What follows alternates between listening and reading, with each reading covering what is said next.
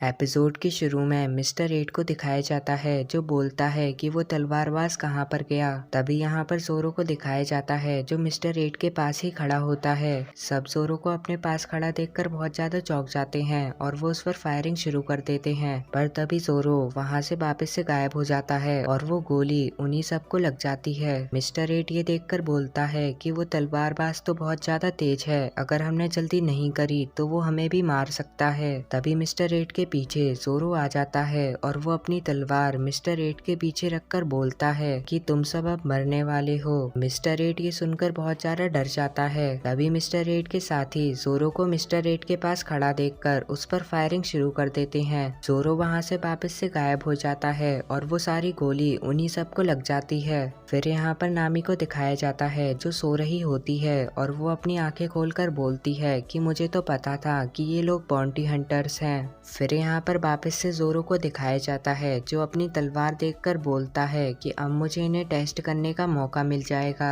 तभी जोरो के पीछे एक आदमी आ जाता है जो उस पर गन से शूट करने वाला होता है। जोरो उस आदमी को देख लेता है और वो उससे बचने के लिए एक घर में चला जाता है। जैसे ही जोरो उस घर में जाता है वहाँ पर और लोग भी जोरो के ऊपर शूट करना शुरू कर देते हैं। जोरो एक कंटेनर के पीछे छुपा होता है और वो बोलता है कि अब मुझे इन्हें टेस्ट कर लेना चाहिए, और ये कहने के बाद जोरो अपनी तलवार निकालकर उन्हीं लोगों की तरफ बढ़ने लगता है और वो एक बार में ही सबको हरा देता है। उन सब लोगों को हराने के बाद जोरो सीढ़ियों की मदद से ऊपर की तरफ जाने लगता है, पर ऊपर पहले से ही कुछ लोग होते हैं जो जोरो पर फायरिंग शुरू कर देते हैं। जोरो उन सब से बच जाता है। तभी मिस मंडे जोरो के ऊपर एक वाइन से भरा हुआ कंटेनर फेंक देती हैं। जोरो उस कंटेनर को देखकर उसे अपनी तलवार से काट देता है और वो बोलता है कि तुमने तो वाइन खराब कर दी। तभी जोरो के पीछे से एक छोटा सा बच्चा उस पर अटैक करने के लिए आता है। जोरो उस बच्चे को मार के नीचे गिरा देता है।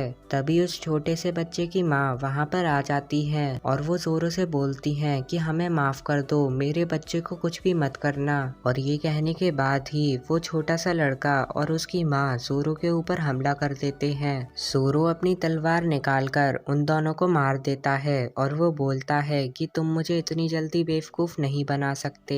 फिर यहाँ पर नामी को दिखाया जाता है जो विस्की पीक के लोगों का सामान चुरा रही होती है और वो बोलती है कि इन लोगों के पास तो कुछ भी अच्छा सामान नहीं है। फिर यहाँ पर विस्की पीक के लोगों को दिखाया जाता है जो जोरो को पकड़ने के लिए एक सीढ़ी से जा रहे होते हैं। जोरो उन लोगों को देखकर उनकी सीढ़ी को पीछे धक्का दे देता है और वो सीढ़ी पर चढ़ते हुए दूसरी तरफ चला जाता है और वो वहाँ के लोगों को भी एक बार में ही मार देता है। और भी लोग जोरो से लड़ने के लिए आते हैं, पर जोरो उनके लिए भी पहले से एक ट्रैप बिछा कर रखता है। तभी पीछे से मिस मंडे जोरो के पीछे से उसका गला पकड़कर उसे ऊपर उठा लेती हैं और वो उससे बोलती हैं कि तुम मुझे कभी भी नहीं हरा सकते। यहाँ पर मिस्टर एट ये सब देख रहा होता है और वो बोलता है कि अब वो नहीं बचेगा। तभी यहाँ पर जोरो को दिखाया जाता है जो मिस मंडे को ही पकड़ा होता है और वो मिस मंडे से बोलता है कि मुझे हराना कोई मजाक की बात नहीं है। मिस्टर एट ये देखकर बहुत ज्यादा चौंक जाता है कि जोरो ने मिस मंडे को हरा दिया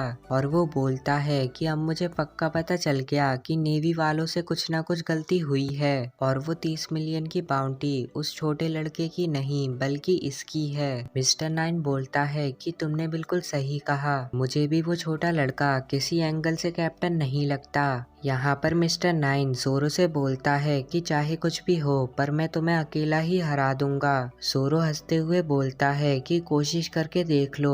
मिस्टर एट जोरो के ऊपर फायरिंग करना शुरू कर देते हैं। मिस्टर नाइन ये देखकर मिस वेडनेसडे से बोलता है कि हमें भी उसकी मदद करनी चाहिए। मिस वेडनेसडे ये सुनकर अपने एक बर्ड को बुला लेती हैं और वो उस पर बैठकर उससे बोलती हैं कि जल्दी से चलो, हमें उस तलवारबाज को हराना है। पर वो बर्ड मिस वेडनेसडे की कुछ भी बात नहीं सुनती और वो वहाँ पर बैठ जाती है। जोरो ये देखकर बोलता है कि ये लोग तो बहुत ज्यादा अजीब हैं। यहाँ पर मिस्टर नाइन जोरो के पीछे से हमला करने के लिए आ रहा होता है। जोरो मिस्टर नाइन को देख लेता है और वो अपनी तलवार निकालकर मिस्टर नाइन को नीचे फेंक देता है। तभी वहाँ पर मिस वेडनेसडे भी आ जाती हैं जो जोरो के ऊपर अपना एक परफ्यूम मार देती हैं और वो जोरो को मारने के लिए आगे बढ़ती हैं, पर वो भी नीचे गिर जाती हैं। यहाँ यहाँ पर मिस्टर एट जोरो के ऊपर अपनी गन से हमला कर देता है। जोरो ये देखकर वहाँ से कहीं दूसरी जगह पर छुप जाता है। मिस्टर नाइन जोरो को वहाँ पर देख लेता है और वो उसे अपनी एक आयरन चेन की मदद से पकड़ लेता है।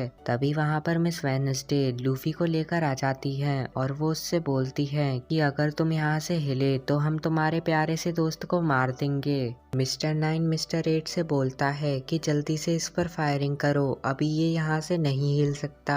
मिस्टर एट ये सुनकर जोरो की तरफ फायरिंग करना शुरू कर देता है। जोरो गोलियों से बचने के लिए उस आयरन चेन को खींचकर मिस्टर नाइन को गोलियों के सामने ले आता है और वो सारी गोली मिस्टर नाइन को ही लग जाती है। तभी जोरो उस चेन को निकालकर मिस्टर नाइन को मिस वेडनेसडे के ऊपर फेंक देता है। मिस्टर एट अभी भी जोरो पर फायरिंग कर रहे होते हैं। जोरो ये देखकर लूफी के पेट के ऊपर जंप करता हुआ मिस्टर एट के पास चला जाता है और वो अपनी तलवार निकालकर मिस्टर एट को भी मार देता है और वो एक जगह पर जाकर बैठ जाता है और वो बोलता है कि मैंने इन सबको हरा दिया।